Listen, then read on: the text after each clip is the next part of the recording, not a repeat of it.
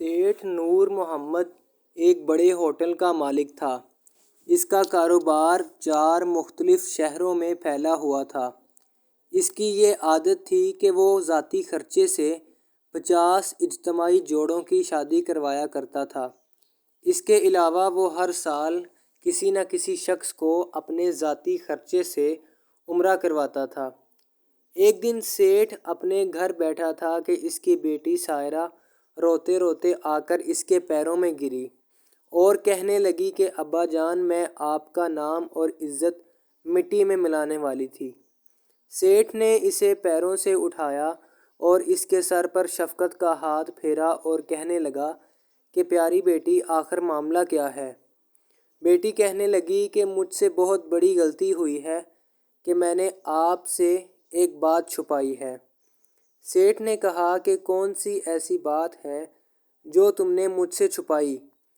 لڑکی کہنے لگی کہ یونیورسٹی کی تعلیم کے دوران میری ملاقات میری دوست کے بھائی سے ہوئی اور ہمارے درمیان دوستی ہو گئی۔ میں نے اس کی پسند کا اظہار والدہ سے کیا تو والدہ نے مجھے یہ کہہ دیا کہ یہ ممکن نہیں ہے کیونکہ تمہاری منگنی تمہارے چچا زاد بھائی سے ہوئی ہے، لہٰذا تم انور کا خیال دل سے نکال دو۔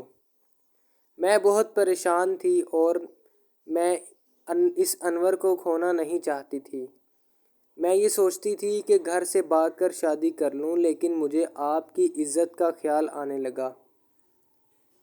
لیکن مجھے انور کی محبت کی وجہ سے میں نے آخر گھر سے بھاگنے کا فیصلہ کیا۔ میں گھر سے بھاگنے ہی والی تھی کہ مجھے میری دوست آسیہ کا فون آیا اور وہ مجھ سے پوچھنے لگی کہ تم اس وقت کہاں ہو؟ میں نے اسے بتایا کہ میں گھر پر ہوں۔ آسیہ کہنے لگی کہ تم میرے بھائی سے بچ کر رہنا، کیونکہ میں نے رات کو اسے اپنے سارے دوستوں سے فون پر بات کرتے ہوئے سنا ہے۔ وہ کہہ رہا تھا کہ وہ سائرہ کو گھر سے سیدھا ہوٹل لے جائے گا۔ دراصل وہ تمہاری عزت کے ساتھ کھیلنا چاہتا ہے۔ آخر ہے تو میرا بھائی، لیکن اخلاقی طور پر اچھا نہیں ہے، لہٰذا تم اس سے بچ کر رہنا۔ یہ سن کر میرا جسم کانپنے لگا اور میں ڈر کے مارے رونے لگی اور مجھے خیال آیا کہ میں ایسا گناہ کرنے جا رہی تھی جو میری زندگی برباد کر دیتا۔ بابا، میں جانتی ہوں کہ یہ گناہ معافی کے قابل نہیں ہے، لیکن آپ سے گزارش کرتی ہوں کہ مجھے معاف کر دیجیے۔ یہ سن کر سیٹھ کی آنکھوں میں آنسو آ گئے۔ پھر سیٹھ نے اپنی بیٹی کو کہا کہ کیا تم جانتی ہو کہ اس لڑکے کی بہن نے تجھے وقت سے پہلے کال کیوں کی؟ تو سائرہ نے کہا کہ نہیں بابا، میں نہیں جانتی۔ سیٹھ کہنے لگا کہ دراصل یہ دنیا آزمائش لیتی ہے اور کوئی اس آزمائش میں کامیاب ہو جاتا ہے اور کوئی اپنی آخرت اور زندگی کو برباد کر لیتا ہے۔ تمہارا باپ آج جو کئی بڑے ہوٹلوں کا مالک ہے اور بڑے بنگلے اور گاڑیوں کا مالک ہے، یہ شروع سے ایسا نہیں ہے، کیونکہ میں ایک غریب انسان ہوا کرتا تھا جو تندور پر روٹیاں لگایا کرتا تھا اور اسی خرچے سے اپنی زندگی بسر کر رہا تھا۔ سارا دن محنت کرنے کے بعد صرف 2 وقت کی ہی روٹی نصیب ہوتی تھی۔ آج سے تقریباً 30 سال پہلے کی بات ہے کہ میرے تندور پر ایک نوجوان اور خوبصورت عورت آئی تھی۔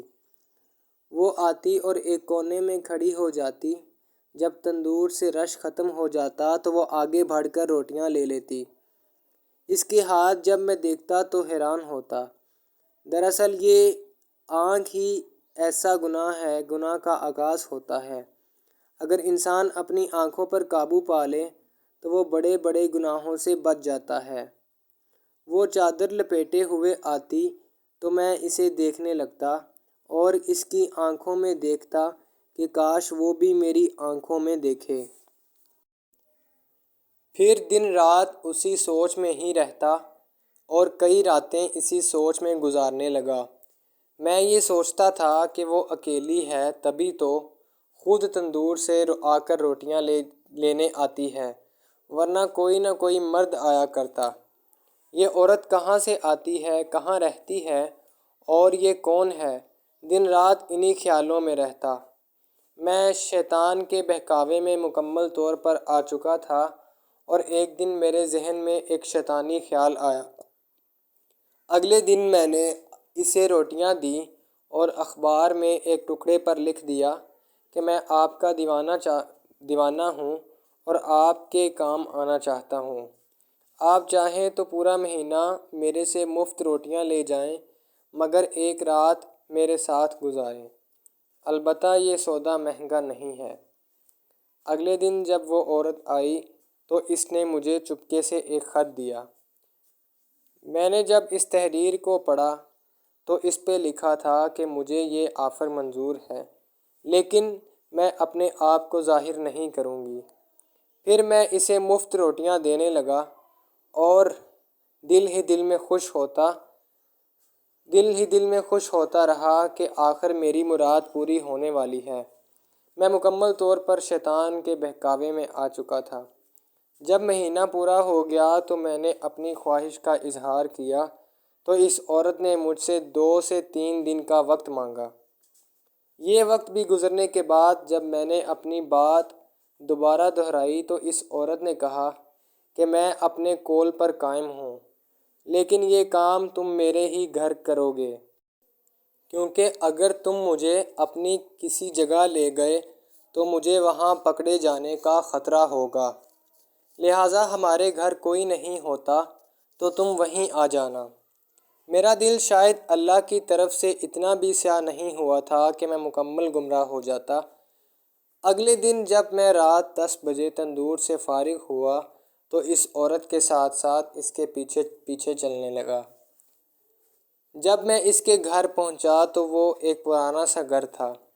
جب میں کمرے میں داخل ہوا تو دیکھ کر میری آنکھیں کھلی کی کھلی رہ گئیں۔